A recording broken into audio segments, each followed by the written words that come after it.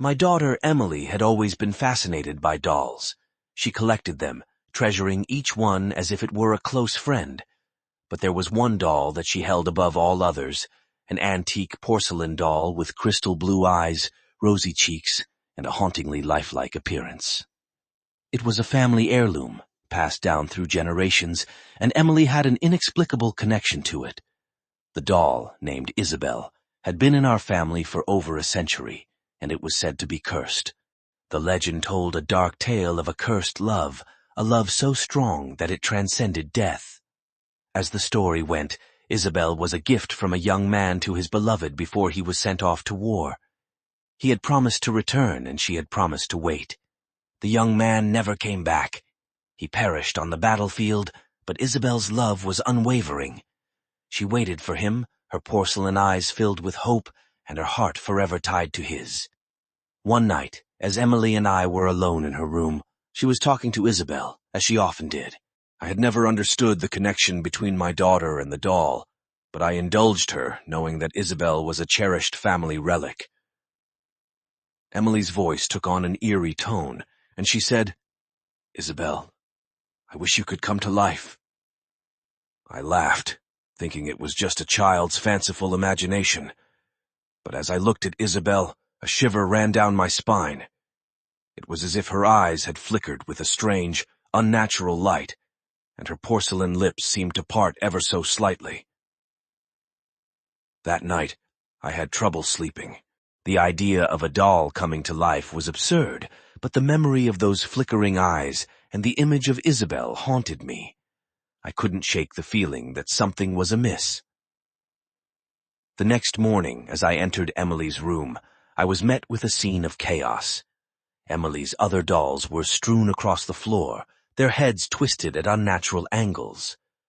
But Isabelle was nowhere to be found. Panicking, I called out for Emily, but she was nowhere in the house.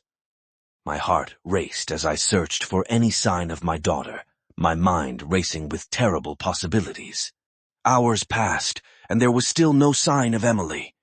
I was frantic, calling the police and reporting her disappearance. The hours turned into days, and I was consumed by grief and despair. And then, one night, I heard a faint haunting melody coming from Emily's room. The room was dark, and I felt a sense of dread as I approached it.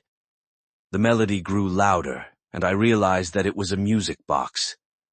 A music box that had once belonged to my grandmother.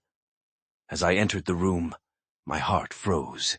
Isabelle was there, standing at the center of the room, her porcelain eyes staring at me. In her delicate porcelain hand, she held the music box, which played a tune I had not heard in years. Tears welled up in my eyes as I realized that Isabelle was no longer an inanimate doll. She had come to life, and she had taken my daughter. Isabelle's voice was a whisper in my mind, a voice that spoke of love and longing. She told me that she had waited for over a century, that her love for the young man had bound her to this world.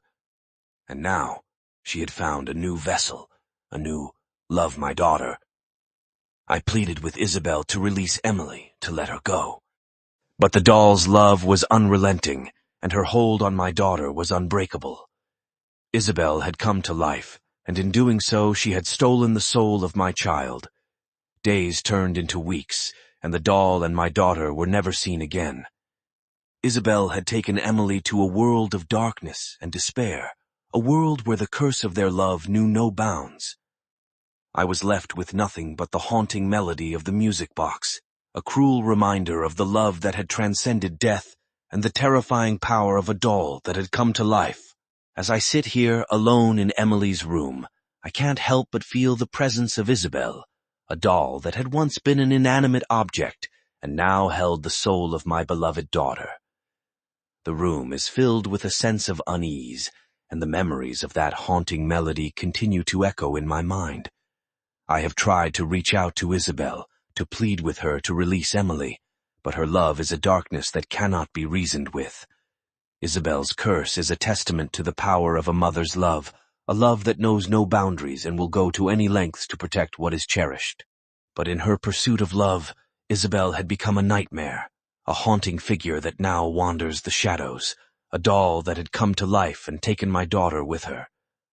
The curse of their love is a chilling reminder that some things are better left untouched, and that the power of a mother's love, when taken to its extreme, can be the stuff of nightmares.